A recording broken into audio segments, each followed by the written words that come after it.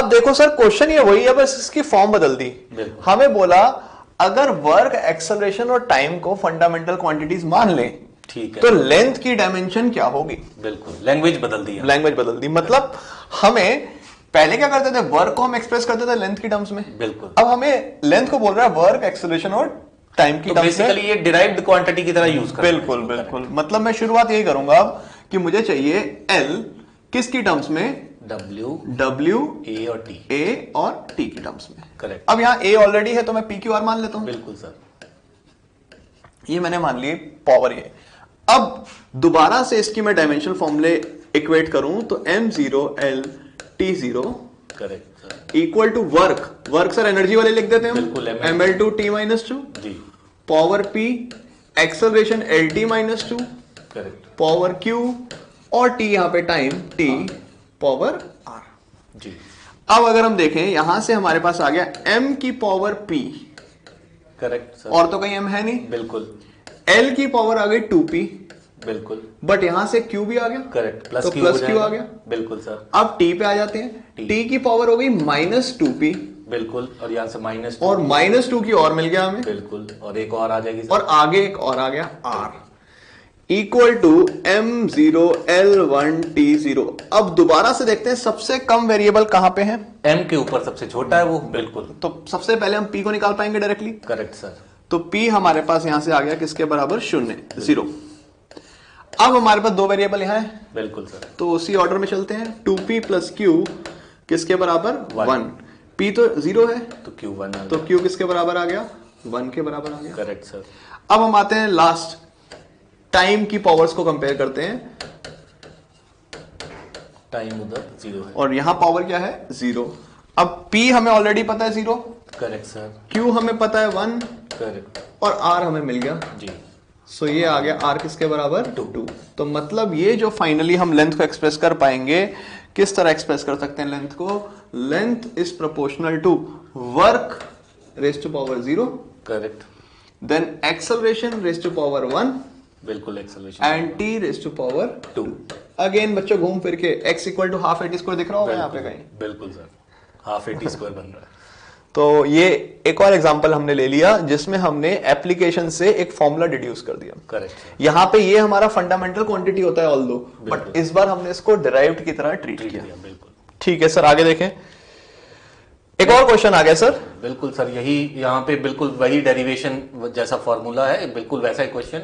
Pressure, velocity and time are taken as base quantity, find dimension of force. तो जैसा sir आपने अभी question किया, बिल्कुल वही फॉर्म है ये। बिल्कुल। तो यहाँ पे फिर से सर एक बार उसी तरह से लिख के देखते हैं कि क्या पूछा हुआ है।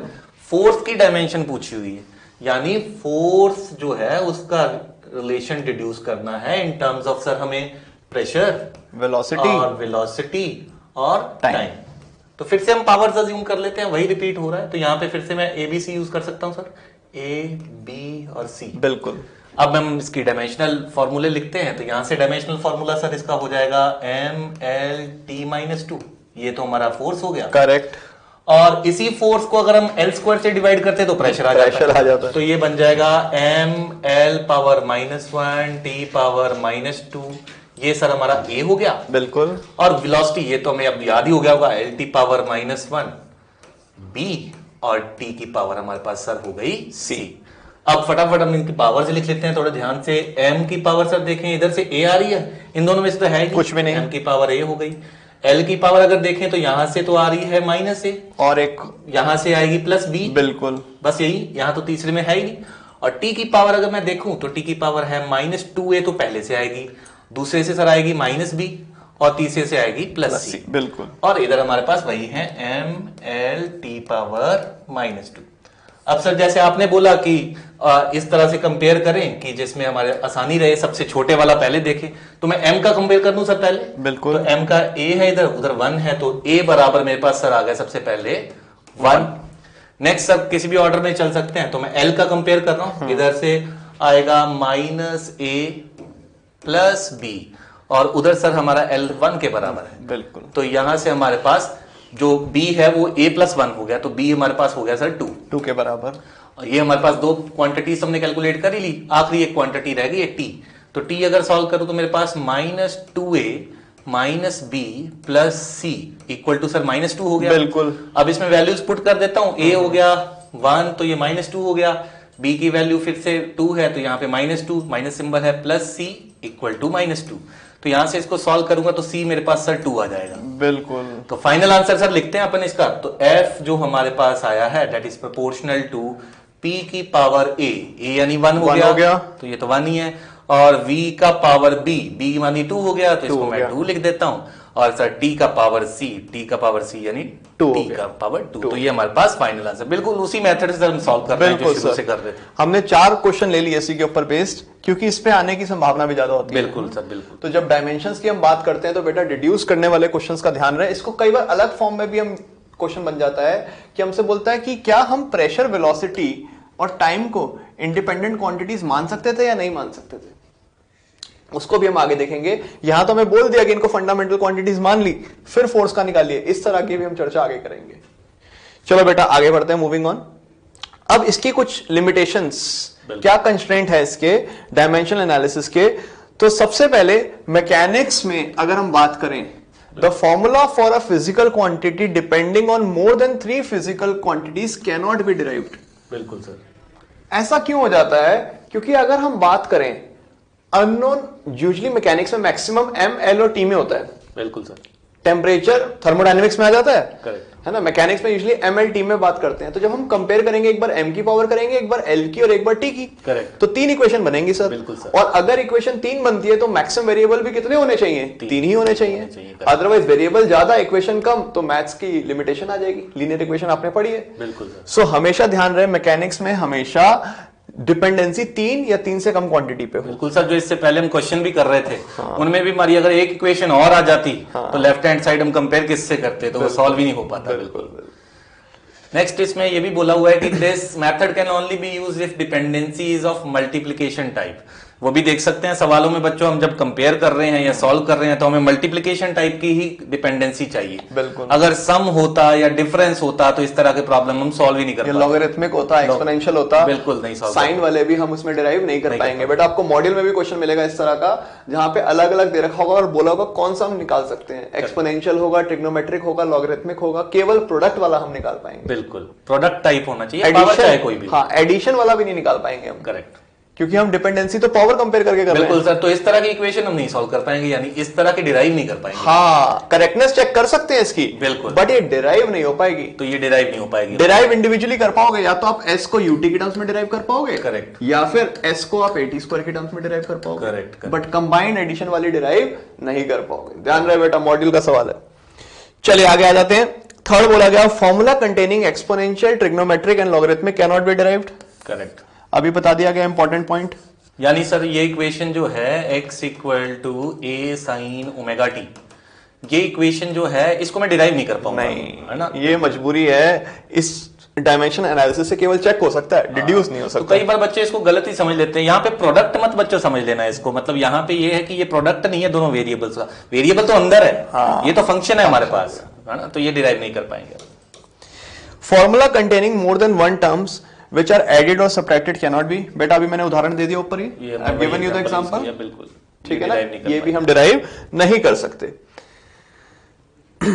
आगे क्या बोला गया, ये अभी हम दोनों सर बोलते आ रहे हैं कि इस मेथड से डायमेंशनलेस कांस्टेंट या मैथमेटिकल कांस्टेंट के बारे में कोई इंफॉर्मेशन नहीं मिल सकती। अगला पॉइंट क्या है sir? If dimensions are given, physical quantity may not be unique as many physical quantities have same dimensions। ये बच्चों हमने क्वेश्चंस में देखा भी है। जैसे आपको एक और एग्जांपल दूं तो हमने वर्क या एनर्जी का अगर हम डायमेंशन देखते हैं, वर्क या कोई आप एनर्जी का डायमेंशन देखते हो तो वो आता है mlt पावर -2। और इसी तरह से सर अगर हम टॉर्क का देखें, जैसे टॉर्क का कैलकुलेट किया था, तो टॉर्क का कैलकुलेट करें तो टॉर्क जो है वो भी यही आता है, ml2 पावर t पावर -2। यानी अगर मेरे को डायमेंशनल सर फॉर्मूला पता है तो क्वांटिटी बहुत सारी हो सकती है। बिल्कुल सर। जैसे हमने डायमेंशनलेस भी देखी सर क्वांटिटीज, डायमेंशनलेस क्वांटिटीज में रिफ्रैक्टिव इंडेक्स आ गया, हमारा डाइलेक्ट्रिक कांस्टेंट आ गया, वो सारी क्वांटिटीज जो थी डायमेंशनलेस थी। बिल्कुल। तो एक ही डायमेंशनल फॉर्मूले की बहुत सारी हमारे पास क्या हो सकती है सर, क्वांटिटीज हो सकती है। अभी सर हमने वो भी किया था कि स्ट्रेस और प्रेशर बिल्कुल सेम आ रहे थे, बिल्कुल, बट क्वांटिटीज दोनों क्या है, अलग अलग। डिफरेंट। करेक्ट। अब आगे बोलता है कि ये इंफॉर्मेशन नहीं देता किस रिगार्डिंग कि whether the quantity is scalar और वेक्टर। स्केलर वेक्टर के बारे में कुछ भी नहीं बताता। बिल्कुल ठीक है, तो इसमें कोई डाउट ही नहीं। अब हम आ जाते हैं सिग्निफिकेंट फिगर्स और डिजिट्स। करेक्ट। तो इसमें हम जैसे जब भी कोई मेजरमेंट सर लेते हैं, है ना, जो भी कोई मेजरमेंट्स जनरली हम जब लैब में एक्सपेरिमेंट करते हैं, मेजरमेंट्स लेते हैं, तो उसमें हमारा ये पर्पस होता है कि हम ये जान पाए कि क्वांटिटी का मैग्नीट्यूड कितना है, या जो भी मेजर कर रहे हैं, मान लीजिए वॉल्यूम में मेजर कर रहा हूं, और सर उसका यूनिट क्या है जिसमें मेजर कर रहा हूं, और तीसरा हम ये जानना चाहते होते हैं कि उसमें डाउटफुल डिजिट्स कितने हैं, या कितनी डाउटफुल है वो क्वांटिटी। बिल्कुल, उसी चीज को सर हम कैप्चर करते हैं तो सिग्निफिकेंट फिगर्स। बिल्कुल सर, जो आपने बोला, कोई भी मीनिंगफुल वैल्यू की अगर हम बात करें, उसका 3 इंफॉर्मेशन है। एक तो मैग्नीट्यूड, करेक्ट, जो मेजर कर रहे हैं उसका, दूसरा उसके यूनिट्स, और तीसरा क्या है, उसका एस्टिमेट ऑफ इट्स अनसर्टेनिटी, जैसे आपने डाउटफुल डिजिट्स की बात की। बिल्कुल सर, बिल्कुल। जब भी हम, सपोज मैंने अपना वेट मेजर किया, लेट अस से it comes out 70.34 kg, correct, तो मेरे को पता है 70.3 तो ठीक लग रहा है, 4 वाला मेजर करते हुए या तो 5 हो सकता था, या 4 हो सकता था, या 3 हो सकता था। करेक्ट। ऐसा सर हम स्केल में भी जनरली कई बार जब मेजरिंग कर रहे होते हैं, जैसे फॉर एग्जांपल सर मान लीजिए ऐसा कोई स्केल है कि 5 है और यहाँ पे मान लीजिए 6 है, तो अगर मान लीजिए लेंथ हमारी कहीं यहाँ पे लाई कर रही है, तो कुछ बच्चे सर उसको 5.5 या 5 मान लीजिए 5.5 लिखते हैं, या 6 लिख देंगे उसको, या मान लीजिए 5.2 लिख देंगे। तो एक्चुअली में तो स्केल मेरा 5 और 6 को ही मेजर कर रहा है ना, लेकिन हम क्या करते हैं, थोड़ा एस्टिमेशन खुद से लगा देते हैं, मतलब एक अनसर्टेनिटी आ गई, एक डाउट आ गया, क्रिएट हो गया। करेक्ट। तो अब हम इसी के ऊपर हम बात कर रहे हैं। तो यदि हम बात करें सिग्निफिकेंट फिगर्स और डिजिट्स की, तो it is the measurement which we can tell with certainty, मतलब वो डिजिट जो हम सर्टन है, प्लस 1 दैट इज अनसर्टन। मतलब अगर कोई भी हमारे पास मेजरमेंट आती है तो उसका आखिरी डिजिट हमेशा क्या होता है, अनसर्टन होता है, उससे पहले के डिजिट्स क्या है, सर्टन है।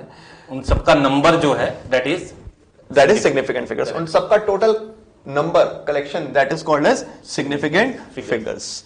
तो अगर हम बात करें सिग्निफिकेंट फिगर्स की, it is a measured value of a physical quantity and it tells us about the number of digits in which we have confidence. तो सर मतलब ज्यादा सिग्निफिकेंट फिगर तो मतलब ज्यादा बढ़िया मेजरमेंट हो गई। बिल्कुल सर, बिल्कुल। अगर हम बात करें कि किसी का वेट 70.3 है, किसी का 70.34 है, करेक्ट, दूसरे इंस्ट्रूमेंट से उसी का वेट मेजर किया, फिर 70.345, करेक्ट, तो मतलब आप किस पे ट्रस्ट ज्यादा करोगे, जो ज्यादा जिसमें सिग्निफिकेंट फिगर या ज्यादा बड़ी वैल्यू है। मार्केट में भी मशीन लेने जाएंगे तो महंगी वही मशीन होगी जिसकी प्रिसीजन अगर हम बात करें ज्यादा होगी। करेक्ट।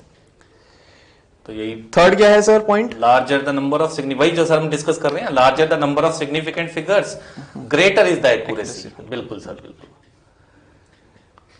तो इसके रूल्स हम सीखेंगे। सबसे पहले कैसे हम डिटरमाइन करते हैं, जैसे कि सेट रूल्स होते हैं जिससे हम सिग्निफिकेंट फिगर सर मार्क करते हैं। तो पहले हम rules to find the number of significant figures देखेंगे। तो रूल 1 कहता है कि all the non zero digits are significant, मतलब जितने भी आपको नंबर दिखेंगे जो नॉन जीरो हैं उनको सब सिग्निफिकेंट मानना है। यानी कोई आपको वैल्यू मान लीजिए 446.3, तो ये सारे सिग्निफिकेंट है, नॉन जीरो नंबर है। तो 1 2 कितने, अगर आपसे पूछे कोई कितने सिग्निफिकेंट फिगर है तो मैं बोलूंगा 3 सिग्निफिकेंट फिगर है। बिल्कुल। जैसे इसमें एग्जांपल भी एक दे रखी है, जैसे 1936, तो ये हमारे पास चारों जो है नॉन जीरो है, तो हम बोलेंगे 4 सिग्निफिकेंट फिगर। सोचना ही नहीं, जहां जीरो नहीं है बिल्कुल, वो तो सारे ही मैटर करेंगे। तो इसमें अगर हम काउंट कर लेंगे तो हमारे पास बन जाएंगे 4 सिग्निफिकेंट। अगला रूल क्या कहता है, all zeros between 2 non zeros digits are significant. जो भी जीरो ट्रैप्ड है बेटा 2 नॉन जीरो डिजिट्स के बीच में, उनको हमेशा सिग्निफिकेंट ही मानेंगे। एग्जांपल 10508, देखो ये भी ट्रैप्ड है बेटा, ये भी ट्रैप्ड है। बिल्कुल, इसको याद भी बच्चे ऐसे रखते होते हैं, ट्रैप्ड जीरोस। बिल्कुल, ट्रैप्ड मतलब जो नॉन जीरो नंबरों के बीच में फंसे होते हैं जीरो, वो क्या होंगे, सिग्निफिकेंट मैटर करेंगे वो। तो ये हो गए 1 2 3 4 5, तो इसके सिग्निफिकेंट डिजिट्स कितने आ गए, 5। अगला रूल क्या कहता है sir, all the zeros to the left of first non zero digit are not significant. यानी जो भी प्रीसीडिंग जीरोस हैं, प्रीसीडिंग जीरोस जो मतलब पहले जीरो आ रहे हैं, मतलब all the zeros to the first of non zero number के पहले जितने भी जीरोस आ रहे हैं वो सारे जो हैं सिग्निफिकेंट नहीं है। तो जैसे एग्जांपल देखते हैं, तो यहां पे देखिए ये नॉन जीरो नंबर्स हैं, जो नॉन जीरो नंबर जो 1 है उसके सामने वाले जीरो है ना, इसको प्रीसीडिंग जीरोस भी बोलते हैं। तो हम बोलेंगे जो हमारे पास प्रीसीडिंग जीरोस होंगे, प्रीसीडिंग यानी जो नॉन जीरो नंबर के पहले आ रहे हैं, बिल्कुल, वो आगे सारे लगे हुए। बेकार के होंगे किसी, मतलब ऐसे सर मैं अगर लिख दूं 0 1 5 6 तो यहाँ पे हमारे पास सर ये बेकार हो गया, बिल्कुल, है ना, ये कि प्रीसीडिंग 0 हो गया, कोई वैल्यू नहीं देता है। हाँ, तो ये 156, तो इसके बाद 3 सिग्निफिकेंट फिगर आ जाए। इसमें भी सर हम कह सकते हैं पहले तो इनसिग्निफिकेंट है, बिल्कुल बिल्कुल, जो सिग्निफिकेंट है वो यही होगा, ये 0 सिग्निफिकेंट होगा, क्यों? ट्रैप्ड है, ट्रैप्ड है। तो हम यहाँ कह देंगे यहाँ पे कितने आएंगे? 3 सिग्निफिकेंट फिगर्स। ठीक है सर। चौथा रूल हमें क्या बोलता है? चौथा रूल कहता है if the number is less than 1, decimal, decimal की दुनिया में आ गए हम। करेक्ट, अब हम काम कर रहे हैं डेसिमल की दुनिया में। करेक्ट, तो यहां पे बोला जाता है zeros on the right of the decimal point but to the left of first non zero are non ये सिग्निफिकेंट। तो वही बात हो गई सर, बिल्कुल। प्रीसीडिंग जीरोस जो हैं, मतलब नॉन जीरो नंबर के जो पहले सारे जीरो आते हैं वो मैटर नहीं मैटर करेगा। नहीं मतलब करेगा। इसमें बोला हुआ है राइट ऑफ डेसिमल के, करेक्ट, इस डेसिमल के राइट में ये दो भी आते हैं, ये भी आता है, करेक्ट, बट ये तो मैटर करेगा, ये तो ट्रैप्ड है सर, ट्रैप्ड है। बट ये लिखा हुआ to the left of first non zero, तो ये नॉन जीरो है, इससे पहले पहले ये है पहला नॉन जीरो, करेक्ट, तो इससे पहले वाले, और शुरू के भी मैटर नहीं करेंगे। तो सर इसमें अगर हम काउंट करें 1 2 3 4, तो इसके सिग्निफिकेंट कितने लिख सकते हैं? 4। यानी अब तक के सर हम ये सीख लेते हैं कि प्रीसीडिंग जीरोस जो हैं, नॉन जीरो नंबर के पहले जितने भी जीरो आ रहे हैं वो इममटेरियल, इममटेरियल, भले डेसिमल हो या ना हो। नेक्स्ट हम देखते हैं the trailing zeros to the right of the last non zero digit number with the decimal point are significant. यानी अब जो है, जो डेसिमल के राइट साइड में जो जीरोस आ रहे हैं, जो एंड में आ रहे हैं जीरोस, अगर डेसिमल वाला नंबर है और लास्ट में जीरो जा रहे हैं, ट्रेलिंग जीरो कह लेंगे, इसका नाम रख लेते हैं sir trailing zeros. Trailing zero जिसमें डेसिमल वाले नंबर में, तो ट्रेलिंग अगर जीरो है तो वो सिग्निफिकेंट होगा। तो यहां पे जैसे फॉर एग्जांपल एक एग्जांपल दे रखी है, तो 1 नॉन जीरो तो आप सोचना ही नहीं है सर, 1 2 3 3 तो सिग्निफिकेंट हो गए, तो ये डिजिट भी अब सिग्निफिकेंट हो जाएगा। तो यानी इसमें हमारे पास 4 सिग्निफिकेंट फिगर हो जाएंगे टोटल। बिल्कुल सर, इसको एक बार और दोहरा देते हैं बच्चों के लिए। अगर हम बात करें, ये हमारे पास था फोर्थ रूल। फोर्थ रूल में क्या है बेटा? पहला नॉन जीरो के लेफ्ट वाले, करेक्ट, और पांचवा रूल क्या है बेटा? पांचवा रूल ये था जो लास्ट नॉन जीरो है उसके पीछे वाले। करेक्ट, करेक्ट, ये वाले मैटर नहीं करेंगे बेटा, बिल्कुल, और ये वाले मैटर करेंगे। बिल्कुल सर, बिल्कुल, यही हो गया ना सर? यहां पे ट्रेलिंग जीरो की बात हो रही है, और यहां पे शुरू के जो आपने बताया था प्रीसीडिंग जीरो की बात हो रही है। करेक्ट, करेक्ट, ठीक है, आगे आ जाते हैं रूल नंबर 6 पे। 6 हमें क्या बोला गया? Trailing number zeros in a number without a decimal point may not be significant. ये मे वर्ड बड़ा खतरनाक है बेटा। करेक्ट, हो भी सकते हैं, नहीं भी हो सकते हैं। विल नॉट नहीं लिखा, मे लिखा है। अब इसका मतलब क्या है बेटा? ये एक साधारण नंबर लिख दिया मैंने, जो मेजरमेंट ली 7800। करेक्ट, इसमें कोई डेसिमल नहीं है बेटा, डेसिमल नहीं इसका है, यूनिट है, तो कोई यूनिट भी नहीं है, तो पीछे के ये 2 जीरो मैटर नहीं करेंगे, केवल 2 ही इसके सिग्निफिकेंट है। करेक्ट, बेटा कंफ्यूज मत होना, अगर ये 7.800 होता तो तब पीछे के भी मैटर करते। करेक्ट, ट्रेलिंग जीरो केवल डेसिमल वाला रूल है, करेक्ट, नॉन डेसिमल में ये रूल नहीं लगाया जाएगा।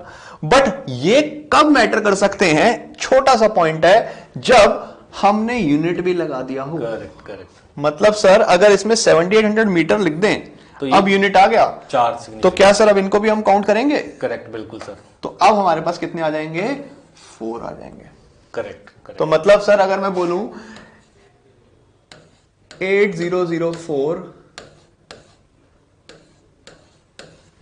सर अब मुझे बताइएगा क्या ये शुरू के मैटर करेंगे? बिल्कुल, प्रोसीडिंग नहीं लेंगे हम, नहीं करेंगे। क्या बीच के मैटर करेंगे? बिल्कुल सर, तो ये मैटर करेंगे। बिल्कुल सर, क्या लास्ट वाला मैटर करेगा? नहीं सर, ये यूनिट नहीं है तो इसलिए, और डेसिमल भी नहीं है, बिल्कुल सर, तो ये हट गए। तो इसमें अगर हम काउंट कर लें कितने बन जाएंगे सर? ये हमारे पास सर 3 और 3 6 बन जाएंगे। बिल्कुल। बट सर अगर मैंने यहाँ पे न्यूटन लिख दिया होता इसी में, बिल्कुल, तो सर ये 2 भी काउंट हो जाते फिर।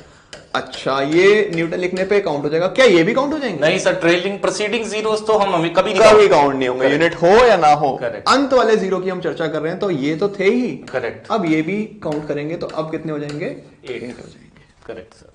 नेक्स्ट हम पढ़ते हैं राउंडिंग ऑफ।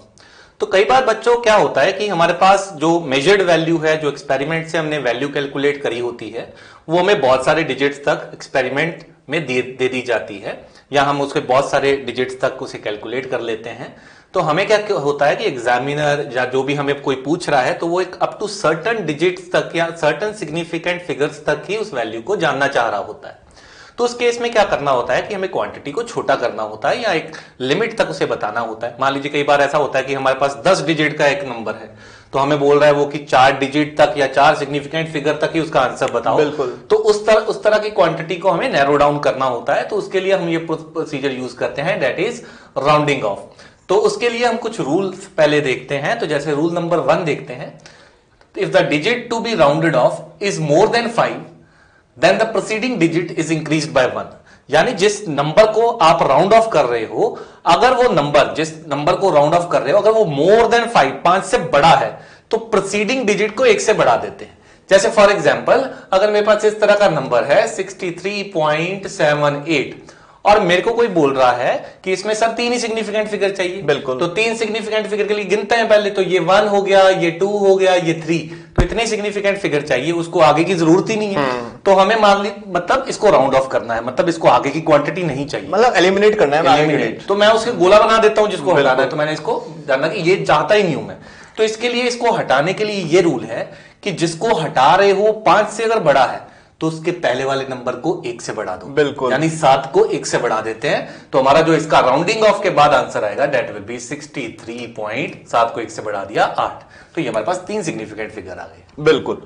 यहां पे हमने देखा जिस डिजिट को राउंड ऑफ करना है बच्चों वो 5 से बड़ा है। क्या होगा यदि 5 से छोटा हुआ? फॉर एग्जाम्पल इसी में एग्जाम्पल लेता हूं मैं 63.72। करेक्ट। अब बेटा अगर हम देखें हमें फिर से बोला गया 3 डिजिट तक राउंड ऑफ कर दो नंबर को, तो इस 4th डिजिट को एलिमिनेट करना है, राउंड ऑफ करना है। तो ये देखा 5 से छोटा है, तो हमने बोला अगर ये 5 से छोटा है तो इसके साथ कुछ भी नहीं किया जाएगा, ये 63.7 अनचेंज्ड एज इट इज रह जाएगा। प्रीसीडिंग डिजिट में कोई भी परिवर्तन नहीं होगा बेटा। बट क्या होगा यदि नंबर ना तो 5 से छोटा है ना 5 से बड़ा है? 5 हो गया, 5 के बराबर ही है। करेक्ट। तो उस केस में क्या किया जाएगा, इतना ध्यान रखेंगे, यदि प्रीसीडिंग डिजिट ऑड हुआ तो 1 से बढ़ जाएगा, और अगर प्रीसीडिंग डिजिट इवन हुआ तो उसको अनचेंज रखेंगे। मतलब सर एक उदाहरण ले लेते हैं, यदि मैंने लिखा होता 63.75 तो रूल नंबर 1 और 2 दोनों फेल हो जाएंगे यहां। बिल्कुल। रूल नंबर 3 लगाएंगे। करेक्ट। ये नंबर 5 है। करेक्ट। इससे पहले वाला नंबर इवन है ऑड है? ऑड है सर, हमारे ऑड है, तो क्या परिवर्तन होगा? बिल्कुल सर। तो क्या हम इसको राउंड ऑफ करके लिख सकते हैं 63.1 बढ़ा दिया 8। Correct sir. और यदि मैं यहां पे लिख देता 63.45, करेक्ट। अब 5 की अगर हम चर्चा करें, थर्ड रूल आ गया। बिल्कुल सर। उससे पहले वाला नंबर क्या है सर? इवन। तो है, एज इट इज रहेगा, मतलब 63.4। यानी 5 आ गया तो उसके पहले वाला अगर इवन नहीं है तो बना दो, अगर इवन है तो रहने दो। करेक्ट। मतलब इवन नहीं था तो उसको इवन बना दिया, और इवन है तो वैसे का वैसे, मतलब अंत में इवन ही रहना चाहिए। इवन। बिल्कुल सही सर, बिल्कुल सही। अच्छा सर अगर मैं इसी में लिख देता 63.750, करेक्ट सर, तो क्या ये रूल लगा सकते थे? बिल्कुल सर। 5 आया, अभी भी ये 5 या 5 शून्य एक ही बात है। बिल्कुल सर। शून्य का डेसिमल के बाद तो कोई महत्व नहीं है। बिल्कुल। तो अगर हम बात करेंगे 3 तक करना है हमें, तो यहां भी हमने देखा ऑड है, तो ये 63.8 हो जाएगा। करेक्ट। इससे कुछ एग्जांपल देखते हैं सर। करेक्ट सर पहला एग्जांपल बताइए क्या करें इसमें? पहले इस क्वेश्चन में मैं बोला हुआ है round off to 4 significant figures, तो 4 सिग्निफिकेंट फिगर चाहिए। बिल्कुल। तो पहले तो बच्चों गिन लेते हैं सिग्निफिकेंट फिगर। ये सिग्निफिकेंट हो गया, 7 तो सिग्निफिकेंट है, 1 सिग्निफिकेंट, 0 ट्रैप्ड है। ट्रैप्ड 0 सिग्निफिकेंट होता है, 8 भी सिग्निफिकेंट है, तो 4 सिग्निफिकेंट फिगर आ गए। अब मेरे को जो 4 यहां पे क्वेश्चन में बोला है केवल 4 सिग्निफिकेंट फिगर चाहिए, तो ये मैंने 4 सिग्निफिकेंट फिगर जो चाहिए टिक कर दिए। अब मेरे को जिसे हटाना है वो है 2, तो इसमें हमारा सर रूल नंबर 2 लग जाएगा। बिल्कुल। रूल नंबर 2 कहता है कि 5 से अगर छोटा है तो कोई चेंज मत करो, कोई परिवर्तन तो नहीं। इसका जो आंसर आएगा दैट विल बी 7.108। बिल्कुल सही सर, रूल नंबर 2 लग गया। करेक्ट। जो राउंड ऑफ करना है 5 से छोटा है तो कोई परिवर्तन नहीं। अब बेटा अगर हम देखें 4 डिजिट तक आए, ये 4 गिने। बेटा जब भी सिग्निफिकेंट गिन रहे हैं तो लेफ्ट से गिनना शुरू करेंगे। बिल्कुल। 1 2 3 4 हो गए। अब ये इसको राउंड ऑफ करना है बेटा 7 को। 7 5 से बड़ा है, रूल नंबर 1, तो इससे पहले वाले डिजिट को 1 से बढ़ा दिया जाएगा, 3 को 1 से बढ़ा दिया गया तो बेटा क्या आ जाएगा 65.84। Correct correct. नेक्स्ट हम देखते हैं, नेक्स्ट एग्जांपल जो है दैट इज 33.1251। तो यहां से फिर से सर हम 4 डिजिट जो है मार्क कर लेते हैं, ये हमारे 4 डिजिट हो गए। लेकिन अब सर जो राउंड ऑफ करना है वो तो 5 अकेला नहीं है, बिल्कुल है ना, हमने तो वही सर पढ़ा था 5 के आगे अगर 5 है तो वो ऑड इवन वाला रूल पढ़ा था कि प्रीसीडिंग को इवन बनाना है। लेकिन सर ये ना तो 5 है ना ये 50 है, ये तो 50 से बढ़ गया, बड़ा हो गया, तो इसको तो मैं कहूंगा कि ये 50 क्रॉस कर गया। बिल्कुल बिल्कुल। तो नेक्स्ट वैल्यू चाहिए होगी। इसमें बच्चे सर ये गलती करेंगे, रूल नंबर 3 लगाएंगे। नहीं नहीं सर, इसमें रूल नंबर 3 वो अकेले 5 के लिए होता है। तो ये अगर 5 के सामने एक नॉन जीरो नंबर आ गया, बिल्कुल, तो हम एक नंबर बढ़ा देंगे इसमें, तो इसका फाइनल आंसर सर लिख देंगे 33.13। मतलब इसके बाद जो भी नंबर है वो 5 होता, 50 होता, 500 होता, बिल्कुल, तो उसको थर्ड रूल लगाते। करेक्ट। बट ये 1 आ गया तो मतलब ये 50, 500, 5000 से बड़ा ही हो गया। करेक्ट। तो ये इसमें रूल नंबर हमारा क्या लग जाएगा 1 लग जाएगा। Correct. कि जब भी नंबर 5 से बड़ा है तो बेटा प्रीसीडिंग डिजिट की संख्या को 1 से बढ़ा देंगे। 5 से बड़ा या 50 से बड़ा या 500 से बड़ा। बिल्कुल करेक्ट। अब बेटा यहां भी आए, यहां भी हमने 4 तक देखा, 5 से बड़ा होगा, 5 से बड़ा हो गया, इवन ऑड वाला फंडा मत लगा देना बेटा, दुर्घटना हो जाएगी। करेक्ट। तो यहां भी 5 से बड़ा है, 51 है, 51 है, 50 से बड़ा हो गया। So we can say it will again be equal to how much 33.144। Correct. अब यहां पे जो आया है 33.125, ये तो हमारा नॉर्मल रूल है। हाँ रूल नंबर 3 आ गया बेटा। करेक्ट। क्योंकि अब 5 के बाद कुछ नहीं है तो ये 5 ही है। बिल्कुल। तो अब इवन ऑड का फंडा लगाएंगे, ऑलरेडी इवन है तो रहने देंगे, कोई परिवर्तन नहीं। अगले का उत्तर बताइए सर क्या हमारा बन जाएगा। जैसे अगले में फिर से सर वही मेथड हम अप्लाई करेंगे, 4 हमें डिजिट्स रखने हैं, तो यहां तो हमारा थर्ड रूल लग जाएगा, अकेला 5 है। तो मैंने देखा था कि जब अकेला 5 आता है तो उससे पहले वाले का इवन होना जरूरी है, मतलब अगर इवन नहीं है तो बना दो, अगर इवन है तो रहने दो। तो यहाँ पे 3 है तो इसको इवन बना देंगे, तो इसका आंसर आ जाएगा 33.14। बिल्कुल बिल्कुल बिल्कुल बेटा, दोबारा से आ जाओ, 5 के आगे 0 है, this is equal to 5 only. बिल्कुल। तो रूल नंबर 3 यहां पे जिंदा हो गया। बिल्कुल। Rule number 3 comes alive over here. Make sure if it is 5, 50, 500, anything, switch to rule number 3. और वो रूल कहता है बेटा इससे पहले वाला इवन है तो जैसा सर ने कहा इवन है तो इवन रहने दो। करेक्ट। क्या दिक्कत है। करेक्ट। अगले में सर अगर हम देखें दोबारा 50 तो रूल नंबर 3 आ गया, ऑड को इवन कर देंगे, ऑड को फिर इवन कर देंगे। तो ये आ गया 33.14। Correct sir.